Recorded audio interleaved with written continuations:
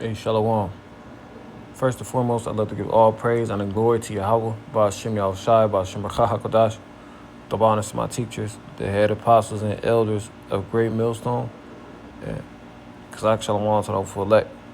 This is the brother Liash from the Great Millstone Church here in Cleveland. I brought this all back with another edifying lesson.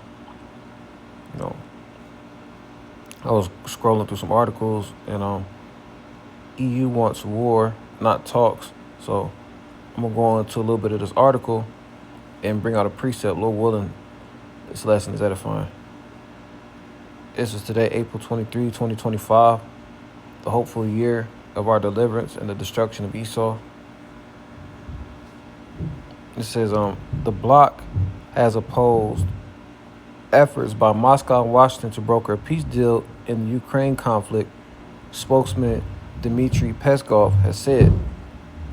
It says the EU has been obstructing, just in case you don't know, because Jake don't look up words, block to be or get in the way of, hold up. And the EU is a part of the beast system. The European Union represents the monetary side of the beast system. And NATO, is the war side. So the EU has been obstructing U.S. Russian diplomatic efforts to end the Ukraine conflict, working instead to prolong the hostilities. And he made remarks in an interview with French magazine Le Point on Wednesday. According to Peskov, the EU has clearly shown that it lacks independence, and it seemed the whole continent was working for the administration of former U.S. President Joe Biden after the Ukraine conflict in 2022. Things changed after Trump returned to the White House in January, adding that now Washington is talking about peace, while the Europeans only talk about war. And this what inspired me to turn the camera on and do the lesson, because it doesn't matter what comes out of the mouth of the president, Peskov, or whoever. Once certain things are set in motion, there is no turning back. So this is 2 Ezra chapter 16 and verse 36. It says, "Behold, the word of the Lord. Receive it. Believe not the gods of whom the Lord spake." Oh, Salakia, I'm in 37. "Behold, the plagues draw nigh and are not slack." So what do the plagues consist of? Egypt, spiritual Egypt, which is America, is going to experience some of those same plagues that it did in the ancient days. But, the things that the Lord talked about in Matthew the 24th chapter and 2 Ezra 9, those are the plagues, the tokens to let us know that Yahweh Shai is about to return. So those spirits created for vengeance, Jacob's trouble, and all the things leading up to World War III and including World War III. That's what's on the horizon. And the world... Oh, Salaki. I jumped on to 39. It says, "Behold, the plagues draw nigh," which means to come close, and are not slack, "as when a woman with child in the 9th month bringeth forth her son, with 2 or 3 hours of her birth, great pains compass her womb, which pains, when the child cometh forth, they slack not a moment." So the things that we're experiencing now are signs, are indicators that the Lord is coming back, just like, birthing pains and things associated with a pregnancy let a woman know that the baby is close to being born. Verse 39, "Even so shall not the plagues be slack to come upon the earth, and the world shall mourn, and sorrow shall come upon it on every side."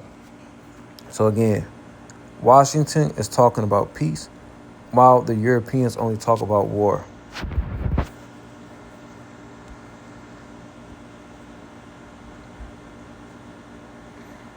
First Thessalonians chapter 5, verse 2, it says, "For yourselves know perfectly that the day of the Lord so cometh as a thief in the night." It's going to come unexpected. Like any good thief, it's a bad time for the person you're stealing from and a great time for you. The Lord is going to come back to find those who are settled on their leaves. The Lord is going to come back to recompense those servants who put their talent in the napkin. And the Lord is also going to recompense or pay back those people who, persecuted him. It says, "When they shall say peace and safety, then sudden destruction cometh upon them, as travail upon a woman with child, and they shall not escape. So it's going to be people who try to, lull Israelites back to sleep, but the elect is not falling for it.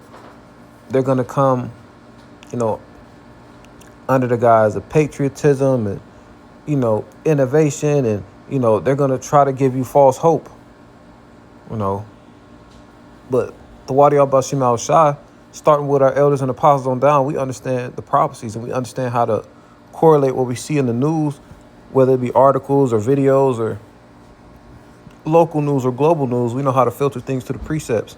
So when we see stuff like Washington is talking about peace, we know that it's only going downhill from here. Granted, we don't know exactly when, but just like the precept of 2 Ezra 16, we can tell how close Yahushua is to returning by how intense things are around us. Things are pretty intense in a green tree, so we can only imagine the peak of Jacob's trouble. It says, but ye brethren are not in darkness. So that is the elect. The elect is not in darkness because we have the spirit of Yahweh Bashim Yahushai guiding us. That's the light. This is what navigates us through the valley of the shadow of death, is these words and the spirit to understand these words. It says, but ye brethren are not in darkness, that day shall overtake you as a thief. Right, so we're not going to be caught up. We're not going to be found with CHIPs in our hand. We're not going to be found paying homage and giving reverence to the image of the beast. We're going to be trimming our lamps and getting ready for Yahushua to return. So when he is here, Abarat Azab, we present ourselves as a righteous sacrifice. And, the works that we've done from now until he returns will be deemed worthy for us to get beamed up. It says, ye are all children of the light. The elect are the children of the light and the children of the day. We are not of the night nor of the darkness. So when we talk about night and darkness in the scriptures, not physically talking about the time of day. Darkness you can associate with, wickedness. Darkness you can associate with those people who are in the congregation of the dead. They don't have any understanding. They don't have the Holy Spirit. So, just something quick through the Spirit.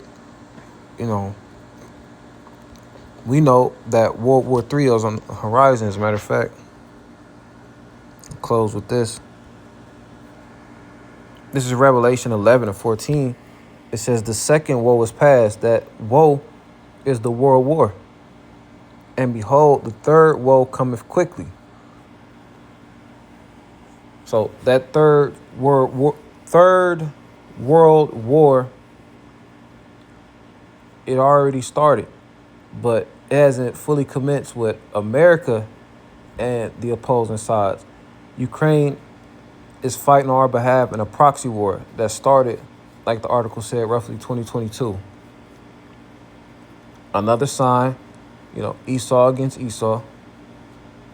Ukrainians against the Russians.